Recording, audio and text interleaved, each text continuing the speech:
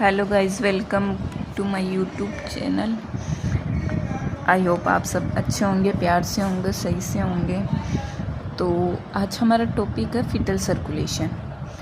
तो सबसे पहले ये है कि फीटल सर्कुलेशन बेबी में होता है तो उसमें ऑर्गन डेवलप हो रहे होते हैं। इनिशियल स्टेज में क्या होता है कि वहाँ से एब्जॉर्प्शन के द्वारा मिल जाता है। फिर तो जब लंग्स बन ही जाते हैं तो अलग से मदर से ये न्यूट्रिशन वगैरह लेने की क्या ज़रूरत पड़ती है, बिकॉज फीटस में फ्लूइड फील्ड होता है, किसमें, लंग्स में, एंड नॉन फंक्शनल होते हैं।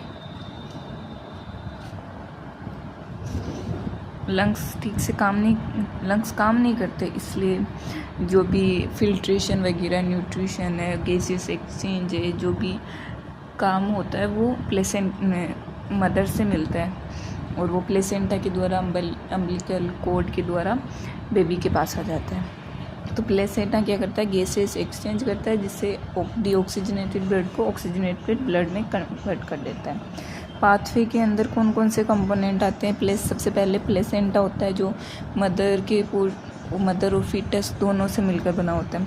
फिर होता है अम्बिलिकल वेन और अम्बिलिकल आर्टरी। तो प्लेसेंटा क्या करता है, गैसेस एक्सचेंज करता है, ऑक्सीजन और न्यूट्रिएंट इसमें डीऑक्सीजनेट ब्लड को ये सप्लाई करता है, और ऑक्सीजन CO2 और वेस्ट प्रोडक्ट होता है उनको मदर के पास वापस भेज देता है।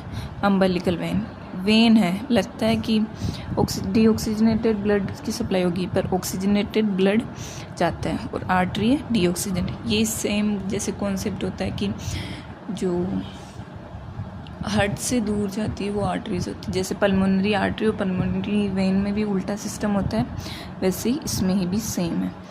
और अब अपन बढ़ते हैं फीटल सर्कुलेशन कैसे क्या होता है। सबसे पहले प्लेसेंटा आ जाएगा। प्लेसेंटा के अंदर क्या होता है, प्लेसेंटा से किससे जाएगा, अम्बिलिकल वेन में। ये कौन सा ब्लड जा रहा है, ऑक्सीजनेटेड ब्लड जा रहा है। 3 शंट्स होते हैं इसमें, ductus venosus, first, second foramen ovule, and third is ductus arteriosus. तो पहले ये पाथवे पढ़ लेते हैं। तो अम्बिलिकल वेन से डक्टस वेनोसस इस शंट के द्वारा सीधा चला जाएगा इंफीरियर वेना कावा में। पर एक और पाथवे होता है लीवर के द्वारा। ये शंट किसको छोड़ देता है, लीवर के ट्रांसपोर्ट सिस्टम को छोड़ देता है। फिर इंफीरियर वेना कावा से हार्ट में जाएगा, राइट एट्रियम के पास। अब राइट एट्रियम में अपन ने पढ़ा भी, ये एक तो फोरामेन ओव्यूल होता है, तो उसके द्वारा जा सकता है सीधा लेफ्ट एट्रियम में, फिर लेफ्ट वेंट्रिकल में, और आउटा से सिस्टमेटिक सर्कुलेशन में। और मोस्ट ऑफ द ब्लड इसके फोरामेन ओव्यूल के द्वारा जाता है, क्योंकि वो उस टाइम ओपन रहता है। आफ्टर बर्थ फोरामेन ओव्यूल ये क्लोज हो जाता है।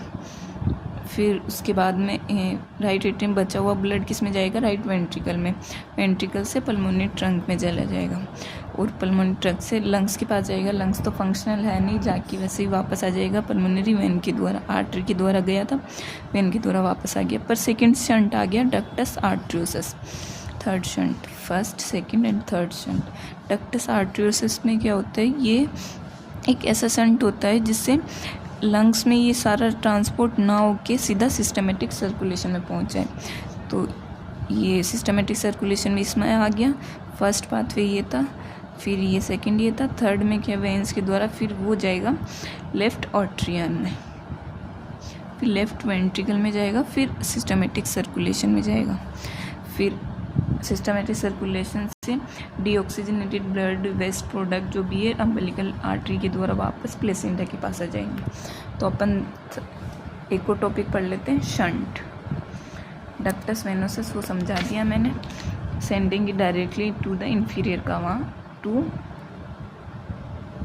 ये लीवर के पास ना पहुंचा के सीधा इंफीरियर वेना कावा तक पहुंचा देता है। सेकंड फोरामेन ओव्यूल, ये स्मॉल ओपनिंग होती है राइट और लेफ्ट एट्रियम के बीच में, पासिंग द बाईपास सिस्टम होता है lungs to supply brain and heart. First third होता है डक्टस आर्टरियोसस, ये ब्लड वेसल होती है जो पल्मोनरी आर्टरी को आउटा उससे कनेक्ट करती है। जो fluid filled lungs, non functional lungs होते हैं, उनके पास ना पहुंचा के ब्लड को सीधा सिस्टमेटिक सर्कुलेशन में पहुंचाती है। और ये नोट्स में लास्ट में एक और फ़ोटो प्रोवाइड कर दूँगी, 1-2 फ़ोटो जो आपको सही से डायग्रामेटिक समझ में आ जाएगा। Thank you guys. आपको वीडियो अच्छा लगे हो तो सब्सक्राइब करना, लाइक करना, कमेंट करना।